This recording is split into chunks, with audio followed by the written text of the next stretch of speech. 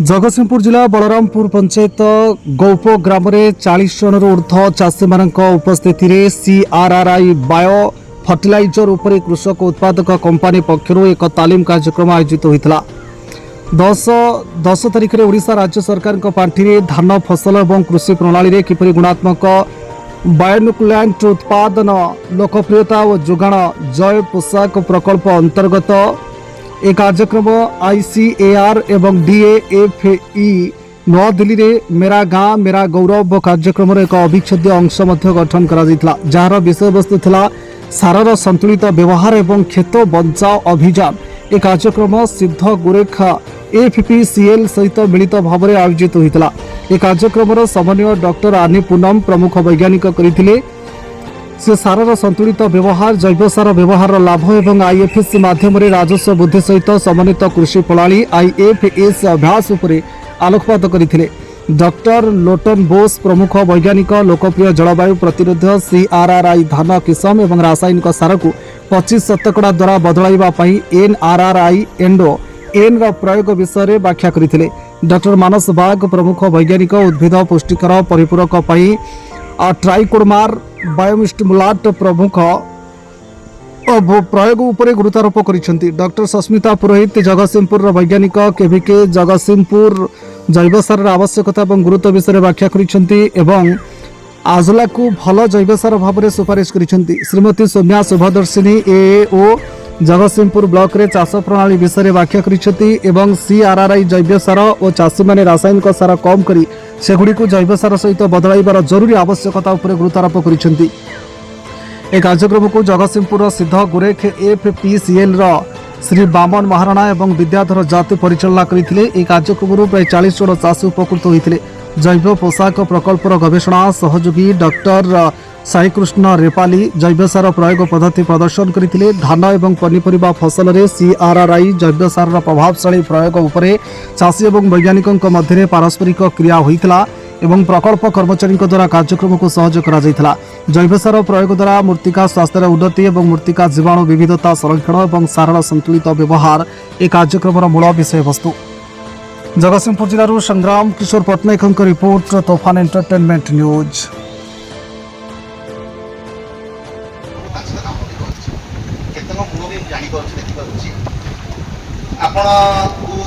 Sasmita madam कहले Soumya madam भी कहले आनी मैडम भी कहले बर्तमान जो एकाठी विभिन्न डिपार्टमेंट आस डिपार्टमेंट सी केविके सी स्टेट मेन प्रोजेक्ट सी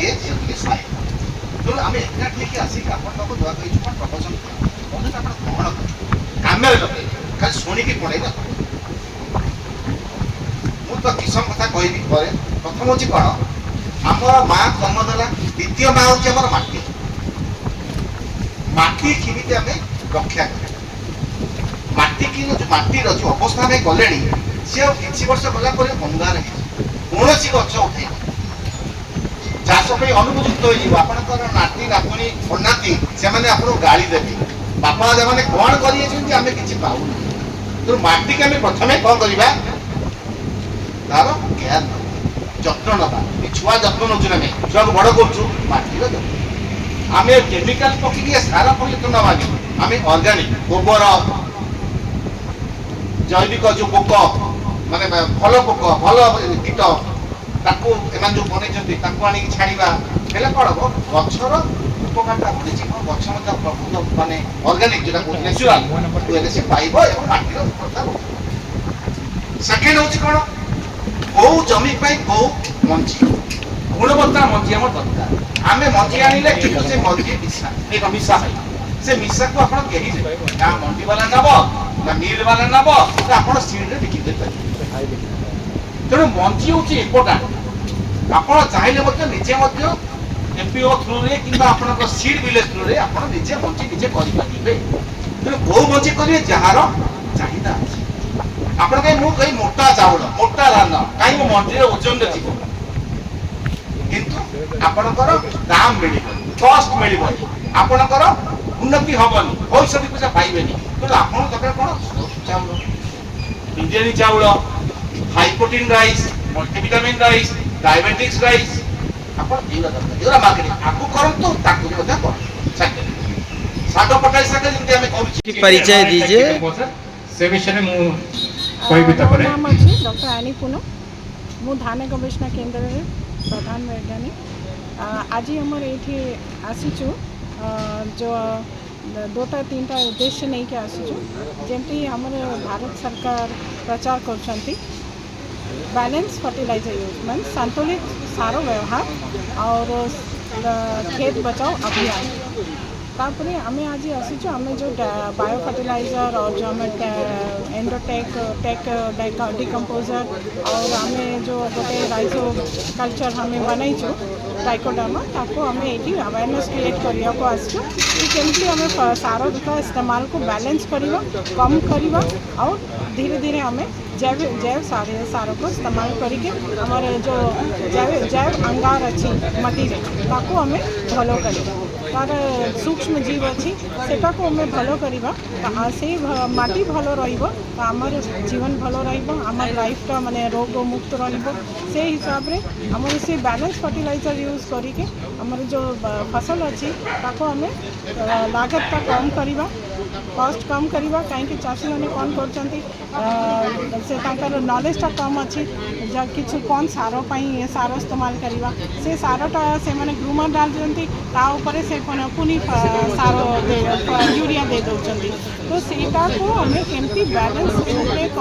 इस्तेमाल करिके और ता संगे हमें जैविक सारो इस्तेमाल करिके हमें केमती कॉस्ट ऑफ कल्टीवेशन हमर जो लागत अच्छी ताको हमें कम करिवा यही हमर आज का सेला और से जमी हमें बचाइबा जेंति जमी का जो हम सूक्ष्म जीव होची सेटा जदि जीवित अछि माने से माटीटा जीवित अछि ना हेले तो माटीटा मृत हो जाउची तो सेटा माटी को हमें केमती बचाइबा जो नेचुरल फार्मिंग करके हमर बायो फर्टिलाइजर जो आज एंडो एन विषय में कहूछु सेटा इस्तेमाल करके सेटा हमर उद्देश्य अछि आज एठी आसिके अवेयरनेस क्रिएट करबा पई चाषी माने भाई माने से माने बहुत दिन रो चाष करछंती किंतु से माने जानू नाहंती कि हमें जो आज सारो का इस्तेमाल करछो आ तापरे गोटे उद्देश्य और भी अच्छी जे हम जो वार चली हम सेटेरे सारो जेते कि आसुथिला सेटा एबे और आसी पारिबा तो हमें केमती आत्मनिर्भर हो सेटा हमर भारत सरकार एटा प्रोग्राम रे चले रिसर्च सोसाइटी हिसाब रे सीआरआर रे काम करछि एटा प्रोजेक्ट राज्य सरकार का प्रोजेक्ट जैव पोषक ना रे प्रोजेक्ट अछि प्रोजेक्ट रे तीनटा प्रोडक्ट अछि गोटे एंडो एन माने जो जैव सार अछि माने चाहरा भीतर को गले सेटा बल्लो काम करबो चाहरा ताकू जेमति व्यवहार करे अछि गोपा गांव रे 40 जन पाका पाकी चासी को बुझाय अछि ता सहित डिकम्पोजर अछि माने जति कि नोडा अछि ताको केमति सडाइबा से उद्देश्य समस्त को तालीम दिया अछि ऊपर ट्राइकोडर्मा गोटे उपकारी पिंपी ता सहित केमति गच्छ को पोषण दिया जाबो माने सब जैव पद्धति रे केमति पोषण मिलबो ए उद्देश्य तालीम दिया अछि धन्यवाद।